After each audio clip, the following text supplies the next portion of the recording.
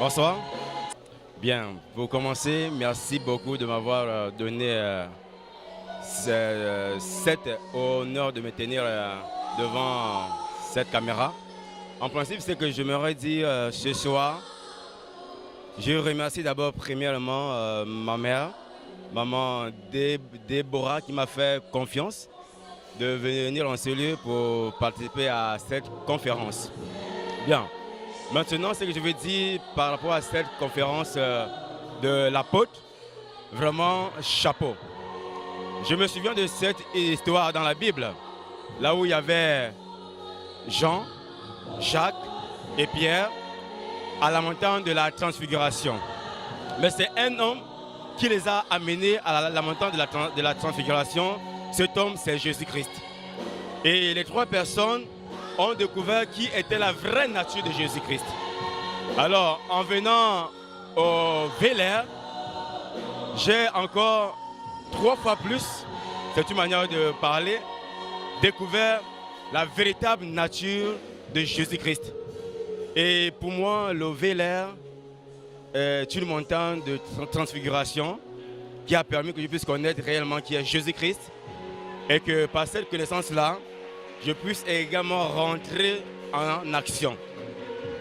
Très sincèrement, je souhaiterais prendre part de ces programmes que Vélaire organise parce que c'est vraiment très extraordinaire.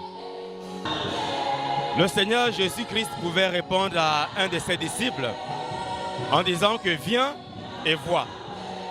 Donc, ce que je peux dire à mes frères dans la foi qui n'ont pas pu prendre part certainement à multiples programmes ou occupations, de venir la prochaine fois voir si réellement le Vélaire parle et fait ce qu'il dit.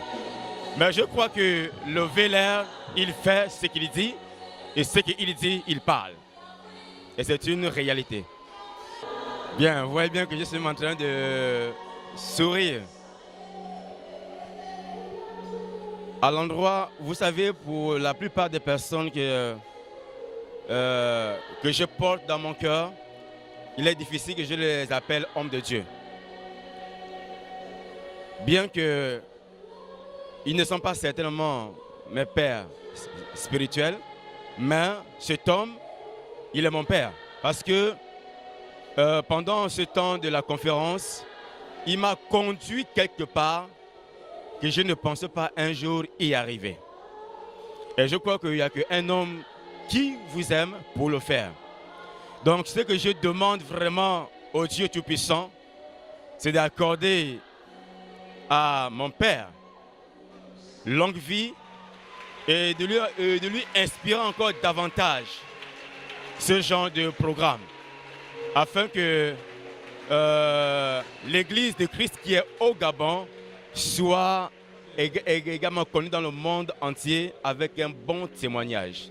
Et je crois que cet homme, il a été choisi dans cette nation pour apporter un bon témoignage à l'extérieur du pays, de notre pays.